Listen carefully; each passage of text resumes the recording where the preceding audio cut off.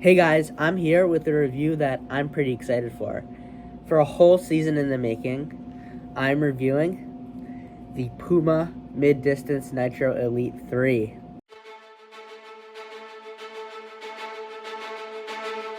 Now, as usual, we're going to start with the upper going down, but then I'm going to share my overall thoughts of this shoe and whether you should buy it.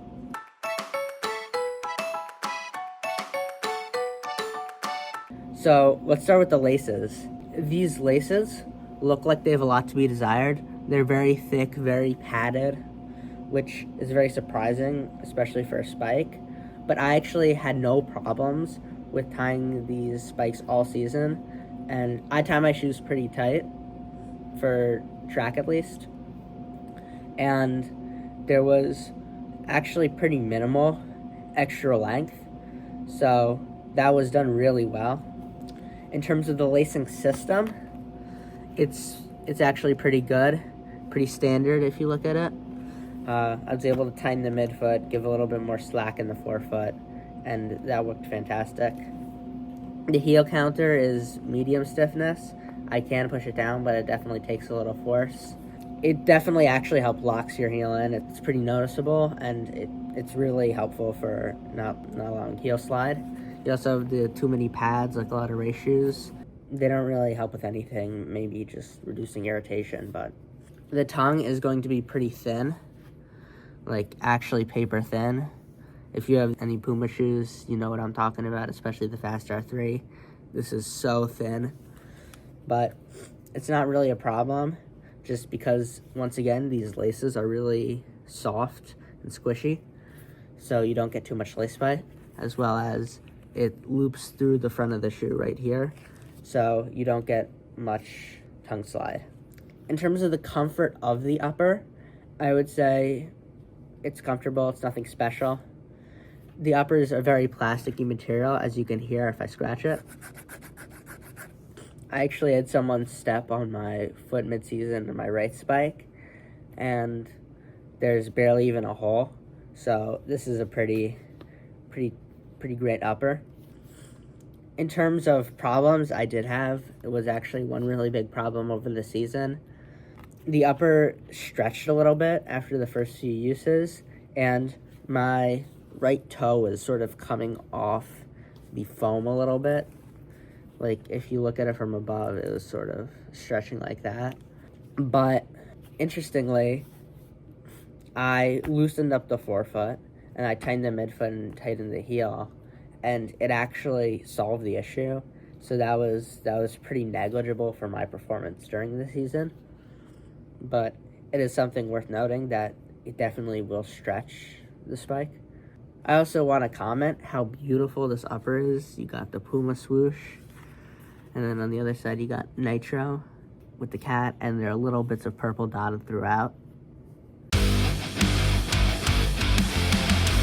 Next up is the midsole. Probably hands down the best part of the shoe, just especially with the way technology has been going. This is a full ATPU midsole. I wrote out to them to confirm. So it's going to be the same thing as in the Deviate Nitro Elite 4 and the Fast R3. So it's really squishy. You can't see very well. And it actually softened up over the course of the season, but just a little bit. I'm curious to see how long you could really take this spike. This definitely has a bunch of training left in it.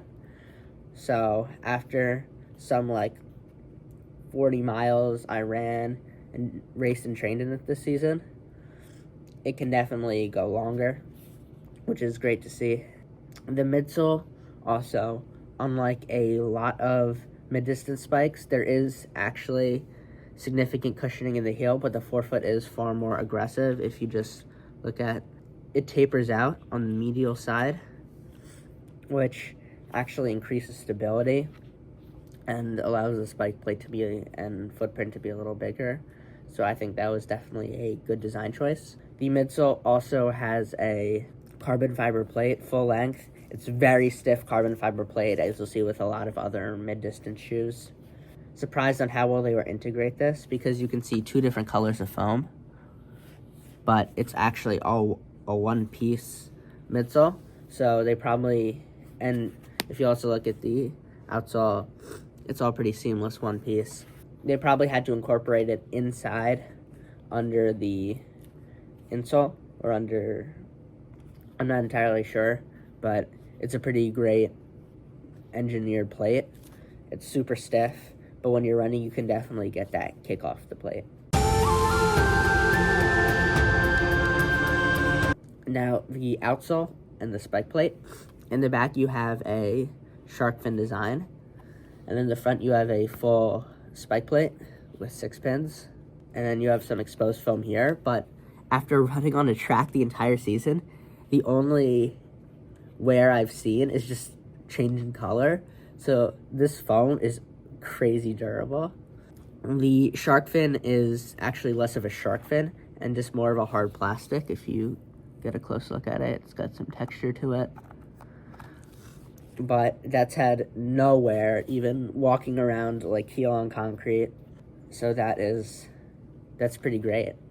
And so especially when you're landing on the track, getting late in the race and your form's maybe breaking down a little bit, it's really helpful to know that you're getting the grip in the entire shoe. In terms of the forefoot, you have a lot of tiny bumps for helping grip. And you have 6 pins, one near the forefoot. They definitely could have cut down on the pins, in my opinion. I think the Nike 4-pin design is pretty optimal. And this shoe definitely weighs a little bit more, no question, with the extra pins. But I still was able to spike up and run some crazy fast times with the 6 pins.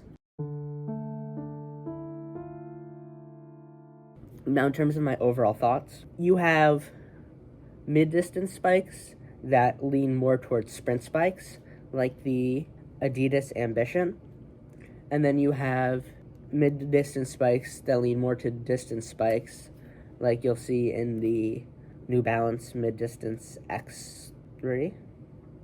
I'll have it on screen now. A lot of the mid-distance spikes lean towards sprint. I would say the only mid-distance spike also that's a true mid-distance spike is going to be the Nike Air Zoom Victory. In my opinion, this leans slightly more to the distance side, but the way it's designed and the cues that you get from the shaping of the midsole with the taper out, the narrow midfoot, it is pretty firmly a mid-distance shoe. I could see someone using this for a 400, definitely not 2 or 100, and I could see this going up to 5K, 10K. I really love this spike. I was able to run my PB this season in it. Not to say that it was the spike doing the work. I just took it there, and it was able to go along with me. I think this is definitely one of the fastest spikes on the market, definitely within the top 3. I would say it's on par with the Ambition and the Air Zoom Victory. Really enjoyed running this. It was actually fun to run it, which the Ambition was not fun to run in for me. I didn't enjoy that shoe. I know a lot of people do, but it just wasn't for me. This one really was. It allowed a mid to forefoot strike pretty seamlessly. I'm sure a forefoot strike would make it even more efficient, just the way it's designed with the increased stability in the forefoot and less in the rest of the shoe. But the fact that they have the foam in the rest of the shoe makes it good for midfoot striking as well. In terms of whether I think you should buy it, I think the other shoes on the market worth looking at are the New Balance Mid-Distance, the Ambition, and the Air Zoom Victory. I think the Air Zoom Victory is probably going to be the #1 pick for like 90% of high school runners and collegiate runners. If you're willing to try something else, and if you're more of a 816 runner versus a 100-800 runner, I would probably recommend the Ambition. If you're an 816 runner, I would lean towards this or the Air Zoom Victory. I think if the Air Zoom Victory and the AirPod doesn't get along with you, this is going to be your best choice for track and field middle distance. I also want to thank you guys for watching the video. It's late track season, so I know a lot of people aren't going to be watching this video the same as if I posted at the beginning of the track season and got a good review in when people were actually buying the spikes.